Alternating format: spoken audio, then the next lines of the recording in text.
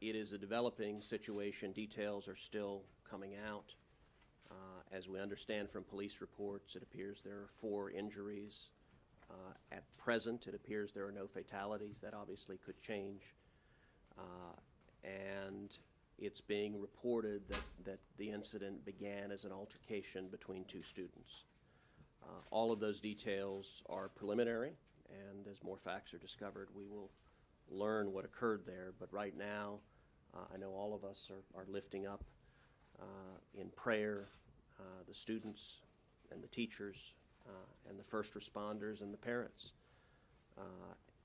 And there have been far too many of these at far too many schools, and so we are grateful for the courage and the heroism of the first responders, and we are hopeful that all of the students or individuals who may have been injured will come through and survive.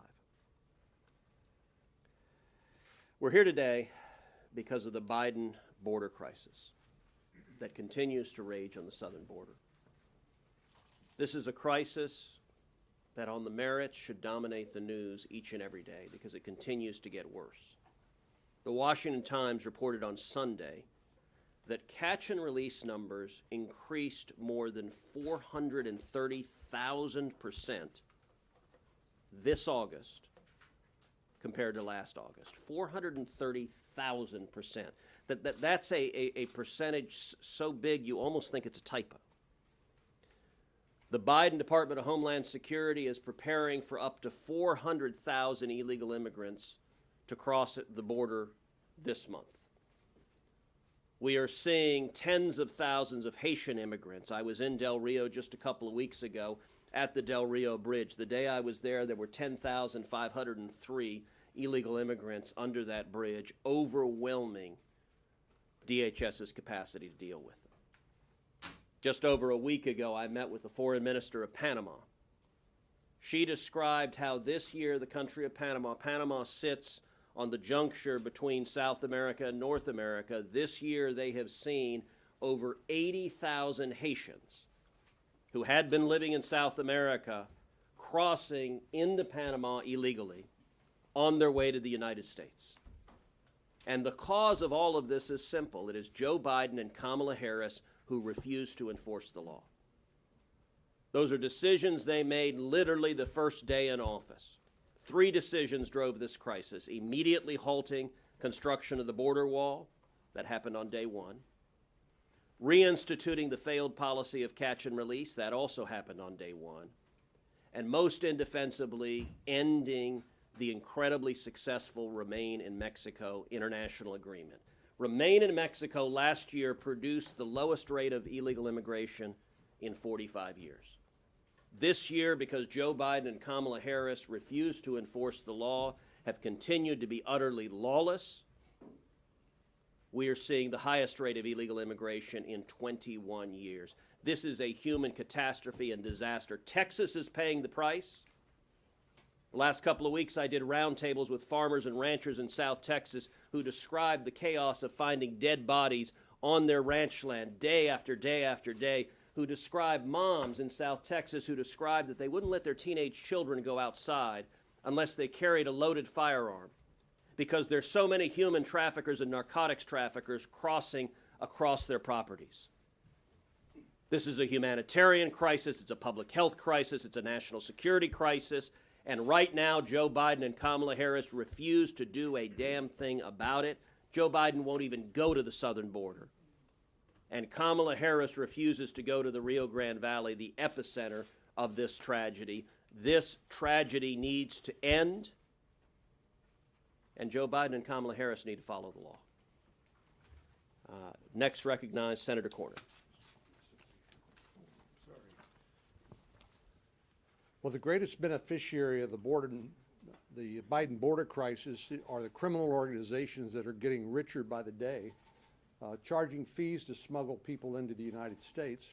And they've learned that if you overwhelm the Border Patrol with unaccompanied children or just sheer numbers like we've seen at the border, that will then open lanes into the United States across the border with which to smuggle illegal drugs.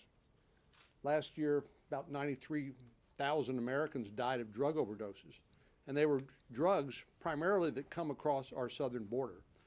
So while the Biden administration is playing checkers on the border, the cartels are playing three-dimensional chess.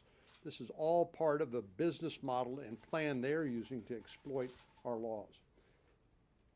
The tragedy is that we know that the Biden administration knows what to do. End catch and release. Give people an opportunity to make their asylum claims up front, and those who qualify can benefit from them. Those that can't are sent home. But the problem is now the Border Patrol says there are no consequences to illegally coming to the United States. That means there's no deterrence. And so more and more and more will continue to come. Senator Cruz and I, of course, representing a big border state that's ground zero, we've talked to the Border Patrol over many years about this. And the fact that Haitians showed up is really no surprise to us, because literally, if you have enough money, you can get to the United States from anywhere around the world. Matter of fact, about 150 different countries are represented with the flow of migrants coming across the border.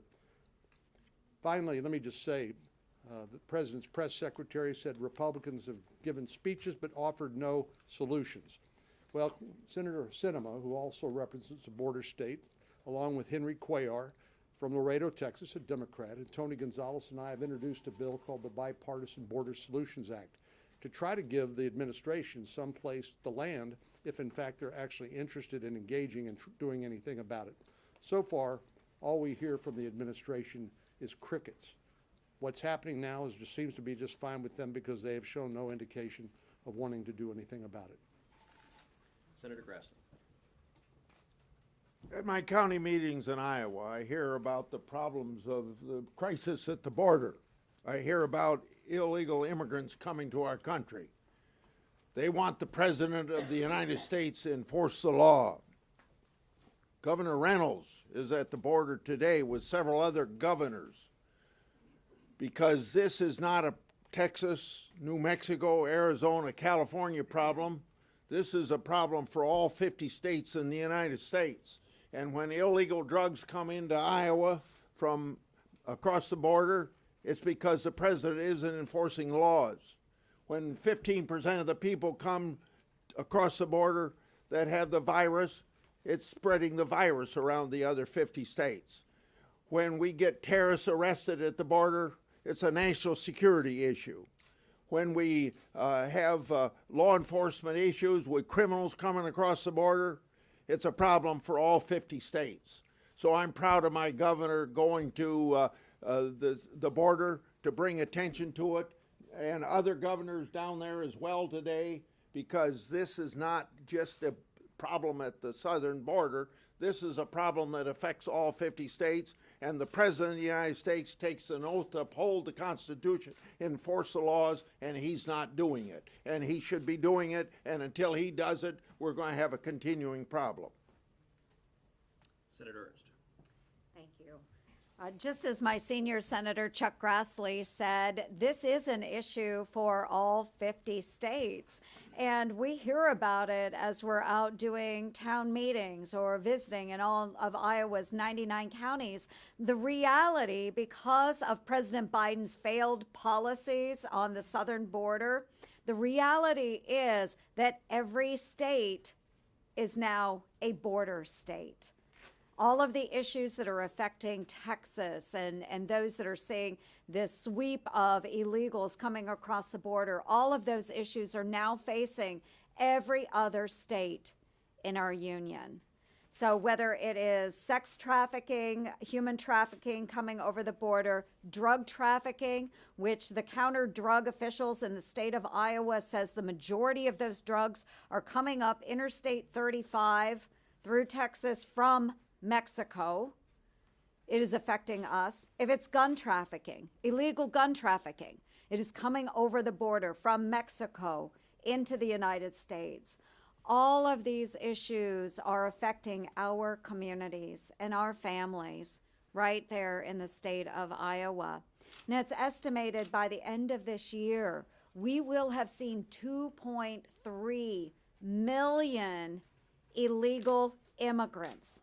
2.3 million Put that into perspective, folks. There are 10 states in the United States that do not have a population of 2.3 million people. This is an issue. The Democrats need to acknowledge this is an issue. It's a humanitarian crisis at our southern border. As Chuck Grassley stated, not only do we have illegals crossing the southern border that are trafficking drugs, guns, but we also have terrorists. One former Biden official has stated that with an extraordinary number of people crossing the border illegally, of course, we're going to have rapists. We're going to have those that are terrorists. We're going to have other bad people entering our country. So, folks, President Biden, please wake up. You have to address this situation. Republicans have solutions that we've outlined. It's your time to act. Senator Langford. I have heard for months people in the press say, well, this is the highest number of people illegally crossing the border in the last 21 years. That's about to be updated because when the numbers come in the next couple of days for September, we will exceed the number from 21 years ago. And this will be a record number of individuals that have crossed our southern border. For some strange reason, people still seem to say this is some kind of cyclical event. This is a problem based simply on the policy changes that happened in January the 20th of this year. When President Biden stopped the border wall construction, when President Biden stopped doing enforcement of catch and release and decided they're going to instead just release people into the country and say, show up for a hearing 2 or 3 years in the future and we'll check in with you then. When he dramatically changed the policies of how we handled immigration over the past several years, he actually released into the country millions of people. Here's the challenge that we face now. This administration knows full well how to be able to do this. They know how to be able to finish the wall. The pieces are already sitting there on the ground. We're paying millions of dollars to be able to watch those pieces just sit there in the desert. They know how to be able to finish the construction there. They know how to be able to do MPP, that is the Remain in Mexico policy, because a federal court has mandated that they actually reinstitute that, though they're dragging their feet to actually do what the federal court has told them to do. This Congress has put forward multiple different options of ways to be able to actually deal with the illegal immigration. But for whatever reason, they're choosing not to enforce the law. They're choosing to ignore federal courts. They will not turn over basic information to us and the numbers when we ask, or it takes months to be able to get numbers and information from them that should take hours that we know full well that they have. This administration is intentionally dragging their feet, and while they say we do not have an open border, the entire country is watching what's happening on our southern border. Everyone sees what's going on except the Biden administration. We're not asking the Biden administration to do anything other than help the humanitarian crisis that's on our southern border and stop incentivizing people to be able to come to the southern border knowing that they're going to be released and to take that dangerous journey to be able to come. Senator Hoban. The message is very simple today, and the message is that the administration needs to secure the border, enforce the law. And this is a message not just from us senators. There's 11 governors down on the border right now. And so they're calling attention to this problem. We're calling attention to this problem. We've been down to the border, went with Senator Cruz and Senator Cornyn. There were probably 15 or more of us as senators. We went down to the border to call attention to this problem and said to the administration, secure the border, and to support our Border Patrol and Customs and Border Protection. Those people need our help and support as they're working just in very difficult circumstances to do everything they can to do their job, and we need to support them. And I've also been to Central America and South America this year on a bipartisan CODA, and it's very clear the message down there is this is an open border. I mean, look at the numbers. Through September 15th, more than 1.5 million encounters with people coming across illegally. Last year, the entire year, less than 500,000 for the entire year. We're at a pace to exceed 2 million encounters on that border. And the numbers just keep going up. So, look, of course this can be done. Of course this can be done. Enforce the public health order, Title 42, the third safe country protocol, the Remain in Mexico protocol, build the wall. Contractors right now are being paid $5 million a day to not build the wall. And remember, it's an entire system. It's not just a wall. It's the wall, it's all of the electronics that goes with it, the equipment, and it's the people. Look, we can do this. We've put forward many solutions. The only problem is the administration won't enforce the law. They won't secure the border. From my state, this month we're sending National Guard troops down there at the request of the Department of Defense.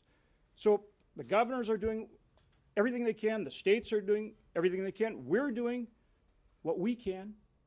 The American people need to continue to tell this administration very clearly, secure the border, enforce the law. Senator Marshall. Yeah. Thank you, Senator Cruz. America knows we have a healthcare crisis at the border, and America knows this crisis was created by Joe Biden, and America knows that Joe Biden wants this crisis. My big concern are just the number of people crossing the border with infectious diseases. We know that millions of people have crossed the border, will cross the border this year. 20% of them are positive for COVID. Twice that many have been exposed to it as well.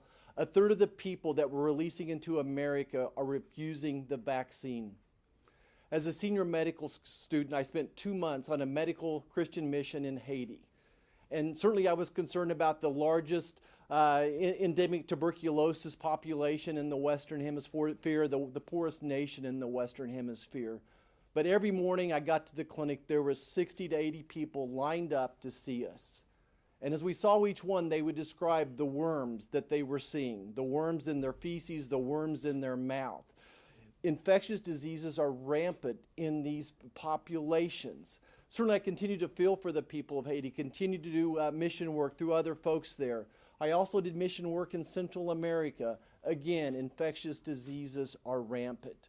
And I can't help but stop and just think about the Afghanistan refugees coming across as well. The highest rate of tuberculosis in that part of the world as well. The only countries in the world still with polio, Afghanistan and Pakistan. I want to do everything we can to show compassion, but at the same time, I was sent here to protect our families from these infectious diseases. America knows that we have a humanitarian crisis on the border, and America knows Joe Biden could fix it. Thank you. Senator Young. President Biden, Vice President Harris, my colleagues on the other side of the aisle in the United States Senate and House of Representatives, secure the border, enforce the laws of the land, keep the American people safe and secure during a global pandemic and during a heightened risk of terrorism, do the right thing, show some leadership. The President of the United States campaigned as a steady hand, someone blessed with competence, the most qualified person in the United States of America to be President of the United States. And yet we have this situation.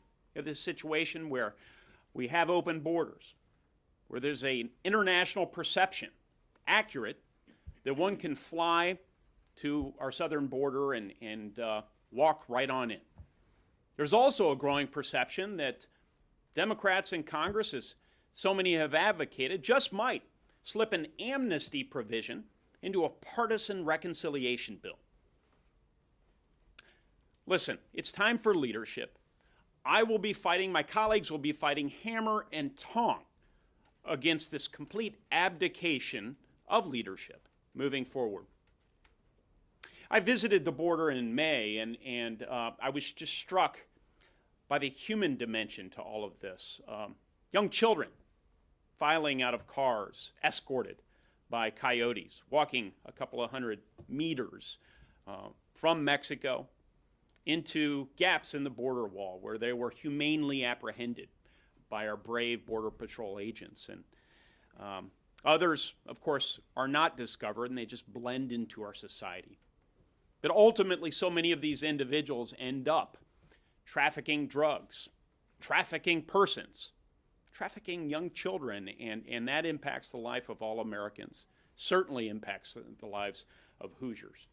I have not seen the situation on the border this dire since I served along our southern border as a United States Marine in the mid-1990s. And I have to say, the situation has grown so alarming, so bad, that we even have a number of prominent Democrats who are starting to make their voices heard. Of course, the mayor of Del Rio, Texas, recently spoke out, and he asked President Biden to lead, to get control of this situation, to do his job as our commander-in-chief, as our chief executive. So I say once again, I plead with the president, with our vice president, with my Democratic colleagues here in the Senate and the House of Representatives to stop the insanity. Senator Capito. Thank you. I want to thank Senator Cruz for pulling us all together. You can see there's a lot of interest because this does impact every single state in the union. No state is not a border state. So I have a little bit of different perspective and statistics as I look at this issue. I agree with everything that's been said, but I am the ranking member on the Appropriations for Homeland Security. So we always hear that setting your budget, setting your spending priorities, shows your priorities as a nation, shows what you believe in and what you think is important. As we look at the Homeland Security bill as it's coming forward in an appropriation for this single year, number one, no wall funding. And I had heard the statistics that contractors are being paid $5 million a day to not build the wall. We've heard the stories of fences down and gates down and all of that where people are just walking through. But there is no increase, along with the defense budget, no increase in the Department of Homeland Security and in the DOD budget. So what does this tell you? This tells you that it's not a priority. That it's not a priority for this administration to get more agents, to get more wall, more defensive mechanisms to protect our border. And that, to me, shows that what we learned during the campaign and what we've seen as I've talked to Mayorkas and also to Ortiz, who's head of the Border Patrol, is that they didn't have a plan. And I'll take Ortiz out of that conversation and just say the administration, they didn't have a plan. They keep throwing their hands up saying, this is somebody else's fault. It's October, and the numbers are skyrocketing. It's obvious we have an open border. It's obvious by the thousands, tens of thousands of Haitians that were in the Del Rio Bridge where 11 babies were born during that period of time, that there is no plan. And so I want to say a great thanks to Mr. Ortiz, who's head of the Border Patrol, for trying to handle a very difficult situation. These are heroes that we have on the border trying to handle what has basically been no guidance, no effort to rein in, and no way to help and support our Border Patrol face these. They sent 2,000 agents down to Del Rio. These are agents that are disrupting drugs that are coming into West Virginia. These are agents that are making sure that the lawful commerce can go between our borders. These are agents that are away from their families, away from their own duty stations to fill in what was characterized as an emergency, and we've got another one coming. We know that. So I would implore the president and the vice president to act. It's important to my state of West Virginia. It's important to the nation. It's important to the people who are trying to get here legally. Where are they in this conversation? They're barely even discussed. So I want to thank you again for pulling us together. Thank you. Senator Scott. So I want to thank Senator Cruz for putting this together. I'm from an immigration state. We like immigration, but we like legal immigration. Floridians don't want people to come here illegally. They want people to come here legally. Now, if you just think about the numbers for a second, we're going to have about a little over 2 million people come here illegally this year. Think about that. By the end of this year, 1 out of every 150 people in this country will have come here illegally this year. 1 out of every 150 people will have come here illegally this year. I mean, that's staggering. So you look at my state. We have more fentanyl coming in the state. Talk to sheriffs all across my state. But here's something I found fascinating when I was governor of Florida. There was a refugee issue when I was governor. I talked to the Obama administration, Biden administration, and they told me I had no right to any information about any refugee that was coming into my state. No vetting information, no healthcare information, no criminal background, where they were from. They said, as the governor of Florida, I didn't have any right and law enforcement didn't have any right. That's wrong. If we're going to bring in refugees in this country, our governors, our mayors, all of our law enforcement needs to have all the information so they can take care of their communities. We'll do a couple of questions. Senator touched on this a little bit, but most of these migrants are not being medically checked for COVID. Are you concerned about a spike in diseases that have been eradicated in the past? Well, I think Senator Marshall addressed that at considerable length, and I'll let him elaborate on it momentarily, but it is a very real problem. When I was down in the Rio Grande Valley a couple of weeks ago, the Biden cages that have on a typical day about 4,000 people crammed in on top of each other, the rate of COVID positivity when I was last there was about 24%. And the Biden administration is releasing illegal immigrants who are COVID positive into every community across the country. They're releasing them into South Texas. Just McAllen alone, this year the Biden administration has released over 7,000 illegal immigrants into McAllen, Texas, who were COVID positive. To put that in perspective, the population of McAllen is about 141,000. 5% of the city of McAllen consists today of illegal immigrants with COVID that Joe Biden released this year. It is a crisis. It is dangerous. The Del Rio Bridge, when I was there, they weren't testing anybody. They had no idea who had COVID and who didn't. This Biden administration is willing to impose mandates on our soldiers and sailors and airmen and Marines, is willing to impose mandates on federal employees, is willing to illegally try to impose mandates on private employers. But when it comes to illegal immigrants, their radical open border policies trumps any desire to combat COVID, and it is dangerous. Senator Marshall, Yeah. Dr. Marshall. Yeah, just really quickly, of course we're concerned, and my big concern is the variants. We should be at herd immunity by now. 70% of adults vaccinated, half of the people not vaccinated should have natural immunity, but yet this Delta variant had to come from somewhere and continues to cause reinfection. So my big concern is, what are the next new variants going to be coming in across the border in such large volume? So yes, we're very concerned about future spikes. All right, we'll do one last question. Yes. Could you point to specific policy priorities you want the Biden administration to enforce that you say they're not enforcing? Yes, and I will say it was rather striking when the White House press secretary claimed Republicans have no solutions, because we have been talking specific solutions from the very beginning. This was caused by 3 decisions Joe Biden and Kamala Harris made on the very first day in office.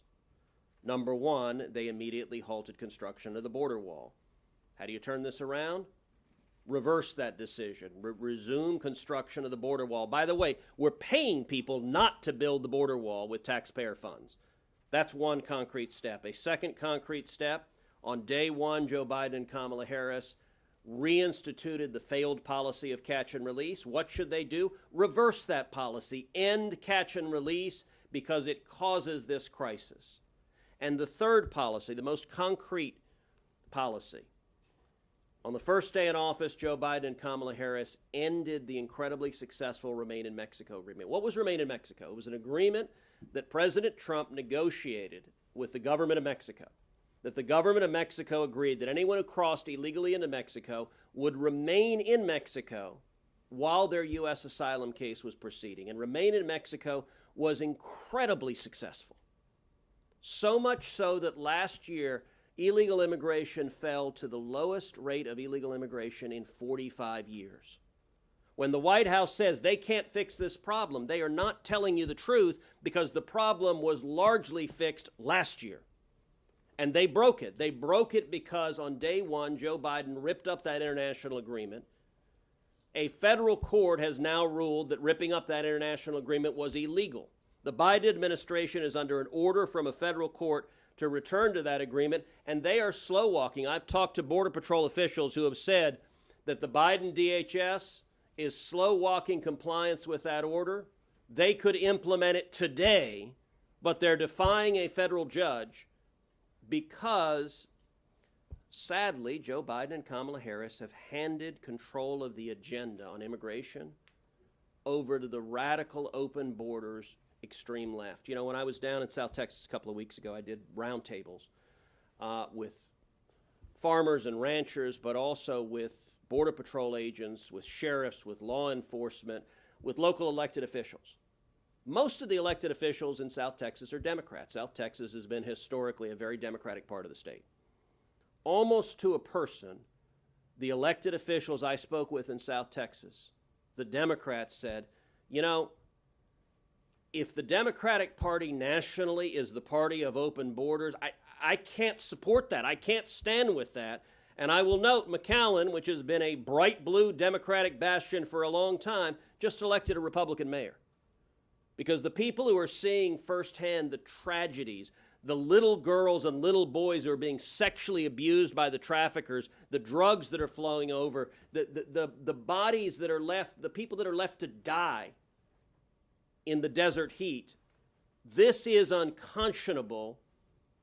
And Joe Biden and Kamala Harris caused it. The way to fix it is reverse the political decisions they made on January 20th of this year. They could do it and fix it. It is only partisan politics that prevents them from doing so. Yep, that's good. All right, thank you, guys.